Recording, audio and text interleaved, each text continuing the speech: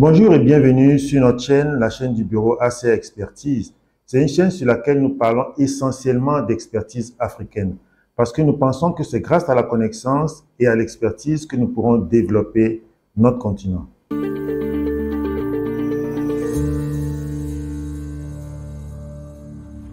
Aujourd'hui, nous recevons un expert en économie maritime et portuaire parce que la mer est très importante pour le développement de notre continent. Alors, les questions de la mer, les questions du développement durable, les questions d'activité portuaire sont vraiment son quotidien. Nous avons le plaisir d'accueillir l'expert Damien Awandokun qui aura le plaisir de mieux se présenter que je le fais. Bonjour, Monsieur Didier. Merci de nous avoir donné cette opportunité de nous révéler à travers dans votre cabinet. Je suis Damien Awandokun, je suis expert en économie maritime et portuaire, je suis consultant en transport et logistique et je suis spécialiste des activités maritimes et du développement durable. Voilà, merci beaucoup, mon cher expert. Vous savez, on parle désormais d'économie bleue, on parle d'activités portuaires, on parle de tout ce qui est maritime, qui est désormais au centre de nos préoccupations et au centre du commerce international. Est-ce que vous pouvez nous dire, par rapport à votre domaine d'expertise, quels sont les problèmes qu'il y a pour lesquels vous apportez une solution? Quels sont les problèmes dans le domaine portuaire que vous connaissez et que vous pourriez nous partager? Merci beaucoup. Et je pense que avant de rentrer dans les vifs du sujet par rapport à votre problématique, je tiens à toutes fins utiles et dire à nos auditeurs ou téléspectateurs que je suis dans le milieu maritime et portuaire. Ça fait déjà environ bientôt 14 ans d'expérience que je suis donc dans le domaine et que j'ai pu grandir petitement avec le soutien donc des aînés auxquels j'ai beaucoup appris. Et pour vous dire que quand vous prenez aujourd'hui l'environnement maritime et portuaire, tel que je l'ai dit tout à l'heure en entame, c'est un domaine très vaste, aussi vaste que la mer. C'est un domaine qu'on n'arrive toujours pas à cerner.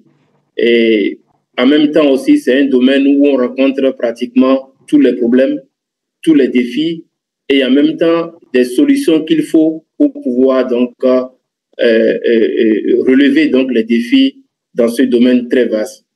Vous savez, aujourd'hui, vous n'êtes pas sans savoir que 90% des marchandises passent par le transport maritime en matière donc, du commerce international.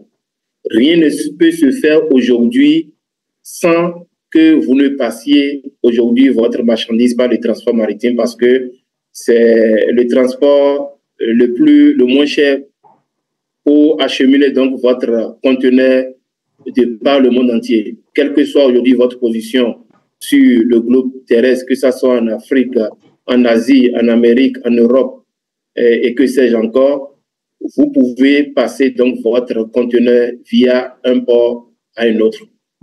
Et comme nous sommes dans le domaine maritime et portuaire, tel que je l'ai dit, nous rencontrons beaucoup de problèmes. Et souvent, c'est des problèmes qui sont liés à l'environnement, des problèmes qui sont liés par rapport à la sécurité et à la sûreté maritime, des problèmes qui sont liés par rapport au transport et logistique. En un mot, nous rencontrons tous les problèmes dans ce domaine.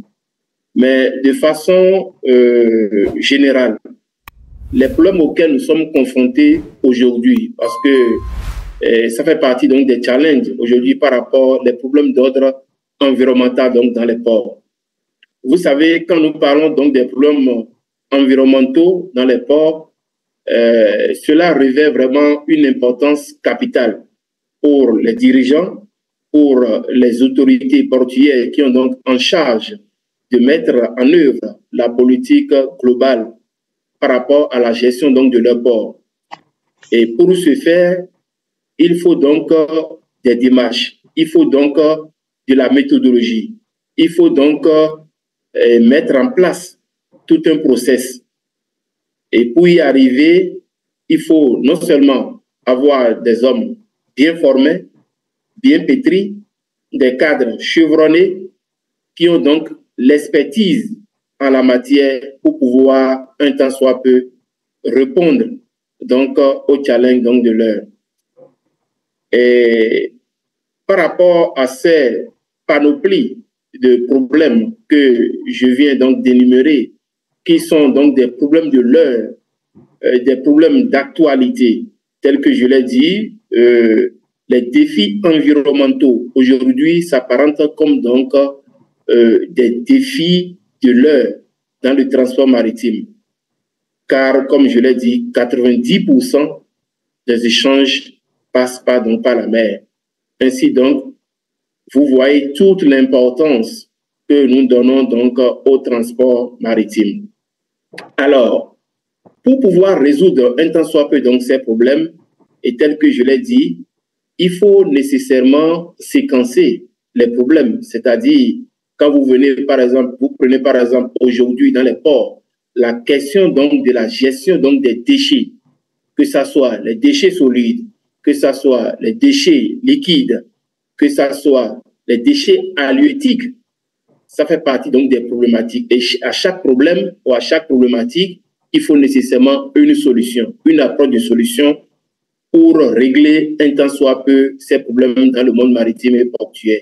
Et aujourd'hui, nous sommes à l'ère donc de la durabilité environnementale. Cela veut dire quoi? Quand nous avions un problème d'ordre environnemental, nous devons trouver des solutions dans la durabilité environnementale. Et pour y faire, tel que je l'ai dit tout à l'heure, quand vous prenez par exemple les activités, parce que les activités portuaires, si nous pouvons peut-être rappeler quelques-unes, les activités de manutention qui polluent dangereusement l'écosystème, les activités de pilotage, de remorquage, de lamanage, les activités de réparation navale, les activités d'ensassage, de dessensage. Donc, il y a pratiquement toutes ces activités qui polluent dangereusement l'écosystème. Et par rapport à ces sources de pollution, parce qu'aujourd'hui, vous n'êtes pas sans savoir que les navires émettent beaucoup de CO2 dans l'atmosphère. Quand nous appelons CO2, c'est les GEP, c'est-à-dire que les émissions de gaz à effet de serre. Et ce qui, aujourd'hui, quand vous prenez l'organisation maritime aujourd'hui, puisque les navires utilisent comment on appelle, des carburants, c'est-à-dire ils utilisent aujourd'hui des énergies fossiles, voilà le mot, des énergies fossiles qui polluent dangereusement l'écosystème. Et il a été dit aujourd'hui, ça fait partie donc comment dirais-je, de la volonté politique de chaque État. Une fois que vous voyez, puisque tous les pays disposent des territoires maritimes, des frontières maritimes, une fois vous voyez un navire qui rentre dans un port ou qui rentre sur un territoire maritime, il a été recommandé comme initiative personnelle par rapport à chaque pays que ces navires arrivent à réduire donc leur vitesse. Une fois qu'ils veulent rentrer donc dans les eaux territoriales de chaque État. Ceci, ça réduit un tant soit peu la pollution une fois que le navire est accosté pour pouvoir donc mener donc ces activités de manutention. Et quand nous prenons par exemple les pollutions que nous avions, les navires, la pollution atmosphérique, les navires qui polluent des fois dangereusement compte tenu donc de leurs activités donc de manutention qui polluent donc dangereusement l'écosystème. Vous voyez que ce soit l'écosystème marin et côtier. Et ces sources de pollution ont des revers néfastes, que ce soit sur l'écosystème marin et que sur l'écosystème côtier. Quand vous prenez par exemple un navire qui est donc accosté donc dans un port lors donc du chargement ou du déchargement donc de la manutention, ces navires polluent aussi dangereusement l'écosystème. Et l'autre problème aujourd'hui, vous n'êtes pas sans savoir aujourd'hui que puisque c'est le fait de l'homme est au cœur donc du transport maritime. Les navires, de par donc leur cargaison, déversent des hydrocarbures, que ce soit sur le long donc du littoral et que ce soit aussi lors donc de leurs activités de manutention. Vous imaginez un tant soit peu qu'un navire qui déverse de l'hydrocarbure dans un bassin portuaire, cela pollue dangereusement l'écosystème, que ce soit marin et côtier, et cela a donc des impacts directs ou indirects non seulement sur les espèces aquatiques qui s'y trouvent, et aussi sur le littoral, parce que les hydrocarbures sont déversés sur le littoral et par ricochet, cela peut entraîner donc des maladies sur tous ceux qui longent donc le littoral. Donc, par rapport à ces panoplies donc, de problèmes aujourd'hui que nous rencontrons donc, dans le domaine maritime, il s'avère donc indispensable aujourd'hui que nous puissions donc prendre donc, des solutions dans la durabilité. Et ces solutions dans la durabilité aujourd'hui, je pense que ça s'impose, que ce soit au niveau donc, des dirigeants, que ce soit à ceux qui ont donc la responsabilité aujourd'hui donc, de diriger donc, les ports. Et pour y arriver aujourd'hui, je pense qu'en termes donc, de solutions aujourd'hui, l'État doit donc mettre des garde-fous. C'est-à-dire, il faut nécessairement dans les ports, selon donc les réglementations donc, de l'Organisation maritime internationale, il faut qu'il y ait donc des points MARPOL.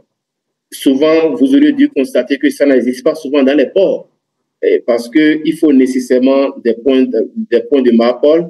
Il faut aussi aujourd'hui, puisque l'État reçoit, c'est-à-dire, il y a des certifications qui sont donc données dans les ports, pratiquement dans tous les ports, à travers donc les normes ISO 9001, les normes ISO 14001, les normes ISO 41001. Et aujourd'hui, on parle aujourd'hui du système intégré des normes aujourd'hui, que ce soit les normes au niveau donc de la qualité, des normes au niveau donc de la sécurité, des normes aujourd'hui au niveau donc de l'environnement. Donc ça fait partie donc des normes intégrées. Donc il faut veiller aujourd'hui à ce que ces normes soient donc suivies donc de très près pour ne pas donc déroger par rapport à tout ce qui se passe donc dans ces milieux. Et c'est pour cette raison aujourd'hui que nous appelons donc les dirigeants à plus de décisions, à plus, comment on appelle, d'initiatives entrant donc dans le cadre donc, de la gestion donc, portuaire. Et ceci est indispensable aujourd'hui face aux défis environnementaux donc, dans les ports. Merci beaucoup, cher expert. J'ai bien compris l'importance de la gestion des questions environnementales dans l'activité du commerce international. J'ai aussi compris l'importance des questions liées à la certification pour les différents ports en Afrique. Et enfin, vous avez parlé aussi des questions liées à la gestion des risques liés aux navires.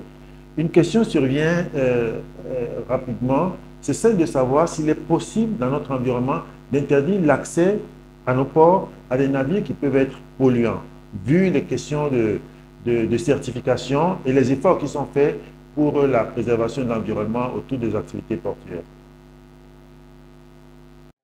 Bon, merci beaucoup pour votre question. Je pense que c'est une question très pertinente et qui rentre en jeu aujourd'hui par rapport donc, à la gestion donc, des ports. Mais cette question, elle est relative par rapport à la gouvernance donc, de chaque État. Vous savez, ce que le port je prends par exemple le port de Takoradi fait, ce ne serait pas la même chose que ce que le port de Lomo fait. Ce que le port de Kribi fait, ce ne serait pas la même chose que ce que Lagos fait. Donc, cela revient à quoi? Cela revient à la politique de gestion portuaire et maritime de chaque État. Pour rentrer dans le vif de votre sujet, aujourd'hui, vous n'êtes pas sans savoir, puisque vous avez pris l'exemple donc des voitures, quand vous voyez un navire qui est sorti donc d'une usine, cela voudra dire quoi? Comme une voiture, ça veut dire que cette voiture ou ce navire, un navire c'est un bâtiment. Et si vous construisez même votre bâtiment à la maison, cela voudra dire quoi? Que vous devez chaque fois et toutes les fois mettre l'accent sur l'entretien. La même chose aussi, c'est au niveau donc des navires, des voitures. Quand vous achetez une voiture neuve, vous devez en temps normal économiser ou mettre à côté un fonds d'entretien pour votre voiture. La même chose aussi, ça concerne aussi donc pour les navires. Aujourd'hui, nous constatons que quand vous prenez les ports, c'est-à-dire que ce soit donc c'est plus les ports asiatiques aujourd'hui que les navires en termes donc de navigabilité sont des navires qui sont des navires qui sont vraiment des navires neufs, et des navires, je dirais, écologiques. C'est-à-dire, quand on dit un navire écologique, c'est un navire aujourd'hui qui ne pollue plus trop l'écosystème. Mais le revers, c'est qu'au niveau de l'Afrique, c'est vraiment difficile de se séparer donc, de cette problématique. Parce que vous savez d'abord, les ports souvent, c'est des ports, on a souvent des ports en Afrique, des ports à vocation commerciale. Et à cet effet, aujourd'hui, quand vous allez dire, par exemple, je donne juste un exemple, un navire qui est sorti d'une usine, ça fait déjà plus de 50 ans, et qui rentre dans un port et qui pollue donc ce dernier, est-ce qu'il appartient aujourd'hui à un État de dire que, bon, voilà, les navires datant de 50 ans ou 60 ans ne pourront plus rentrer dans notre port? C'est là toute la problématique. Aujourd'hui, je vous donne juste un exemple concret. Il n'y a aucune réglementation aujourd'hui. Aucune réglementation quand vous prenez l'Organisation maritime internationale en la matière qui stipule que les navires datant d'un certain nombre d'années, qu'il ne faut plus que ces navires ne peuvent plus rentrer ou accoster donc dans les eaux territoriales d'un pays. Il n'y a pas de réglementation en la matière. Donc l'initiative appartient à chaque pays. Quand vous prenez par exemple le Gabon, quand vous prenez par exemple la Côte d'Ivoire, parce que ça c'est que il y a des voitures, ça là c'est pas au niveau des navires, mais c'est au niveau des voitures. Il a été dit que par exemple les voitures qui datent moins de 10 ans, ces voitures par exemple ne peuvent plus rentrer dans le pays. Il y en a en Côte d'Ivoire, il y en a par exemple au Gabon, à ce que je sache. Mais on ne pourrait pas faire la même chose pour les navires parce que nous avions souvent des navires commerciaux qui sont dans les ports. Et tel que je vous ai dit, il n'y a aucune réglementation en la matière. Si aujourd'hui, le président, je donne juste un exemple, quand vous prenez le port de Kribi aujourd'hui, que je connais très bien, qui fait partie des ports de référence en Afrique centrale, si aujourd'hui, le président de la République décide aujourd'hui que pour rentrer, pour qu'un navire traverse donc les eaux territoriales donc, du Cameroun, les navires datant de 60 ans ne peuvent plus rentrer, ça veut dire que ce serait à la lettre. Donc, c'est une réglementation de chaque État. Il appartient à chaque État aujourd'hui de donner les modalités qu'il faut à partir de tel nombre d'années de navires, vous ne pouvez plus rentrer donc, dans nos eaux ou accoster dans les ports. Mais en l'espèce, je pense que cette problématique, elle est difficile à résoudre. D'autant plus que nous avions pratiquement, c'est rien que des ports, on avait rien que des ports commerciaux en Afrique.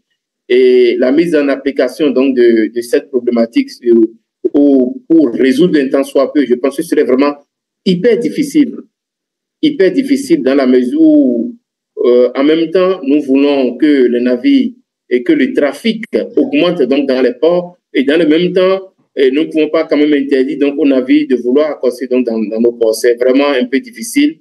Mais la solution que nous pouvons trouver par rapport à cette problématique, c'est d'aller aujourd'hui à des ports verts, d'aller aujourd'hui à des ports écologiques.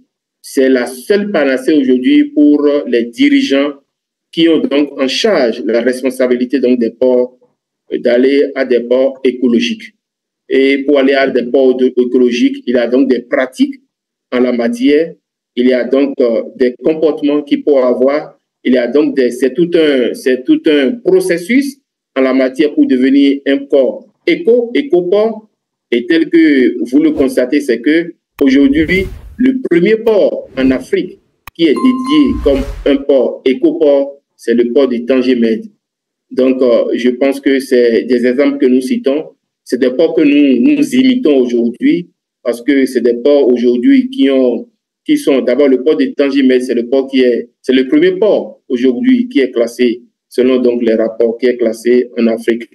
Donc voilà à peu près ce que je pourrais dire par rapport à votre problématique. Nous avons écouté avec beaucoup d'attention, cher Damien, et nous sommes heureux que dans notre environnement, on puisse avoir une expertise avérée sur les questions d'économie maritime et portuaire. Alors, par rapport à tout ce que vous venez de dire, si vous avez un mot de la fin à nous partager, lequel serait-il? Bon, mon mot de fin, c'est que d'abord, je vous remercie beaucoup. Et vous êtes en train de révéler petitement, mais sûrement, les talents qui sont dans le monde maritime et portuaire. Vous savez, le monde maritime et portuaire, c'est un monde très vaste. Et ce monde regorge beaucoup de talents qui sont cachés.